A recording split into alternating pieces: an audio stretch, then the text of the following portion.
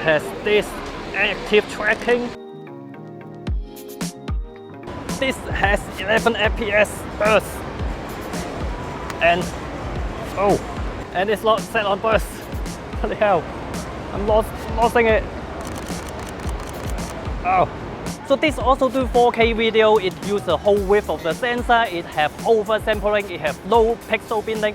It's all sounds really top of the line. But actually, I'm not talking about the a6600, which everyone is talking about. I'm actually talking about the a6100, the $750 entry-level APS-C Sony camera, which I think is the interesting one here. Retail price just $750. This is a really impressive little camera, sharing a lot of the same tech with the flagship a6600. Yes, I will talk about the a6600 later, but I'm now talking about the a6100 now, and I'm actually shooting with the a6600 right now with the built-in in-body stabilization with a lens that without OIS. So this is pure in-body stabilization. I'm using the new 16 to 55 f 2.8 G lens. Yeah, as I mentioned, this has the real-time tracking. Now the real-time tracking, I haven't talked about it enough. It is great. I have talked about it since the a6400 and then the RX100 VI. I think it is a clean cut between the modern Sony camera and the older Sony camera. It makes such a difference. It seems like a totally new camera system. I really haven't praised it enough. Active tracking is not just only easy to use, but working so damn well. Most of the time, I simply use AFC with tracking, even though I'm shooting something not moving at all. This is live with Billingham now. Keep calm and carry on. So sometimes though, when things going in front of you, you do have to switch it back to AFS. So I say you can use on most things, not everything. I mean, the real-time tracking really changed the way I shoot, kind of changed the way. Most of the time, I mean, not all the time. Because, I mean, of course, I can use AFS. I have been using AFS. Hell, I start taking photos with manual cameras, manual film cameras. I can take video. I mean, I can take video as well. I can take video and photos with manual focusing. But when it has such a great AF tracking, AFC, I just don't have to worry about those. And then there are definitely some shots. It won't be as easy as real-time tracking to get. I mean, I always love this kind of automation. It just frees my mind for thinking about the technical issue. It's just as long as I know it can do that thing, then I don't have to think about that.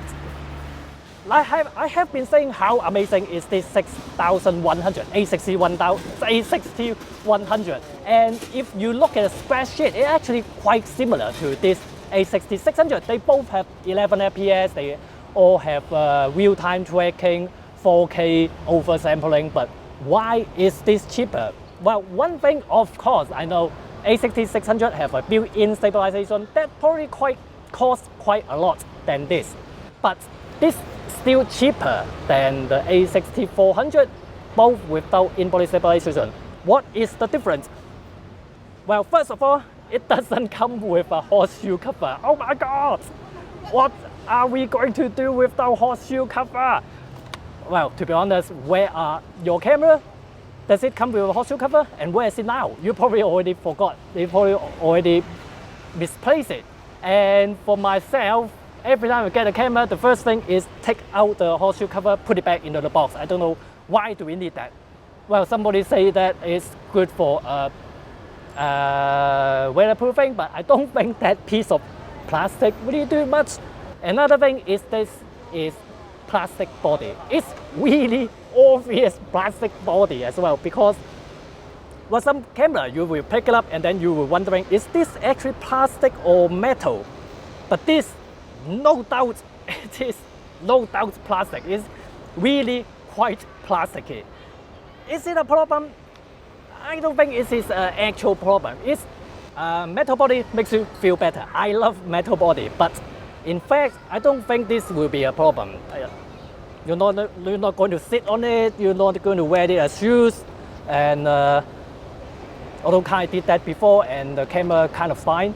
But yeah, unless you put this in really extreme condition, plastic body doesn't really matter. And there's some other differences if you compare this to the a6600. It only got one customizable button on top. a6600 got two. This feels a little bit less clicky compared to the a6600. It's not a really big problem. You don't have the switch here. You don't have a toggle switch here. You got one less customizable button. And then, of course, everyone hates that Sony put the record button here. And this one is particularly bad. It's like pushing down some mashed potato. Now, in fact, I think all these, I have mentioned all these measures to reduce cost. It doesn't really matter too much to your photography because the plastic body doesn't really affect you, except if you shoot video, this camera doesn't have picture profile. It doesn't have, you don't even have to think about S-Log. It don't have fake S-Log. It don't have HLG. It don't even have those cine profile. So you left with only those creative style, those standard vivid landscape portrait. What I will do is just use portrait and then turn down the contrast. That's it. But then is it a really big problem? Well, my last job in digital web, most of my time there, we were using 5D Mark II and Mark III. That doesn't have any picture profile, whatever profile. We only use like the neutral and then just turn down the contrast. That's it. I mean, if you give me a choice, I would definitely want a camera with flat picture profile, cine picture profile, S-Log. But is it really a big problem without picture profile? Let's see. Let's change camera now. Actually, one thing I just realized is that this a6100 doesn't have the leveling, the electronic leveling display. I use this Manfrotto legs quite a lot. I usually use the leveling on screen to, level the camera on these three legs. So I can't do that now. I have to just eyeball it. So now we are shooting with the a6100 and this is a6600 in my hand. As you can see, this without picture profile, it doesn't really matter too much. I mean, you might see a little bit more overexposed here, but I mean the color, everything is kind of the same. Well, one thing is different. If I take a video of me taking video, is that this a6100 when it's shooting video, it doesn't have eye detect. It only have face detection, but it have face detection, and face detection AF point. So the focusing is good. I mean, doesn't really matter too much without eye tracking. Of course, it's always better if it can do eye tracking. This can do eye tracking when you're shooting photo, but not video. Now let's talk about the a6600. The first thing you will notice when you pick it up in your hand is that this grip is much better. It's still not a really good grip. I mean, this is a APS-C camera, this is a smaller camera, but the grip is so much better than any other A60 whatever camera because this uses the new Z-type battery. This is a much bigger battery, 2.2 times bigger than the usual W-type battery that my A7S Mark II use. What's more, for the first time, it has headphone jack. So if you're shooting video, you can plug in a headphone and monitor if your audio is actually still working. One small difference is a6600 let you customize the minimum shutter speed under auto ISO, while a6100 only let you customize the highest auto ISO. Too bad even the a6600 still suffers strong rolling shutter effect.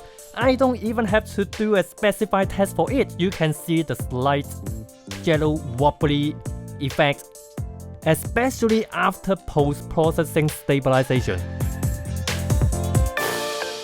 Actually, how would I forgot to mention, both cameras have this flip-up screen, so it is really handy. I mean, I have used to without a flip-out screen with my own A7S Mark II.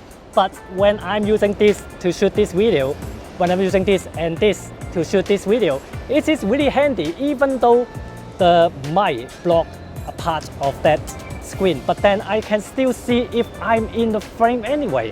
One difference is in-body stabilization, but what's the difference in fact? I start with a6100 and a lens without stabilization. At 55mm, I can only get a sharp image as 1/30 of a second. With a lens with stabilization, it greatly improves down to 1/8 second. Move on to a6600. If I use a non-stabilized lens, I only rely on the in-body steady shot. I get the same result 1/8 second as the a6100 with a stabilized lens.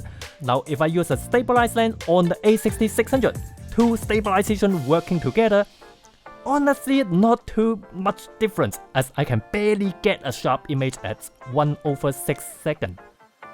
Now somehow Sony is never good at stabilized video. I think the a6600 is even worse than my 4-year-old A7S Mark II. I've tried all combinations, both cameras with and without stabilized lens. I don't see much differences between them. What the hell? Now when it comes to this 6600, it's actually not much to talk about. The problem is the a6100 is already pretty good. They share a lot of the same spec. They both have 11 FPS, they both have real-time tracking. So it's kind of tough to talk about the a6600 after I have talked so much about the a6100. I mean, it's really, when you're shooting with it, your experience almost the same. I mean, probably the only difference is this: when you shoot video, this doesn't have picture profile, and that's it. The a6100 is just a great entry-level camera. With the lower price, you've got great AF tracking. It takes great video with mic input. If you don't bother with color correction, it then really doesn't matter. Yes, the a6600 seems to share a lot of the same spec, but you know, some people just can't stand plastic body. And really, the in-body stabilization just gives you so much more lens choices.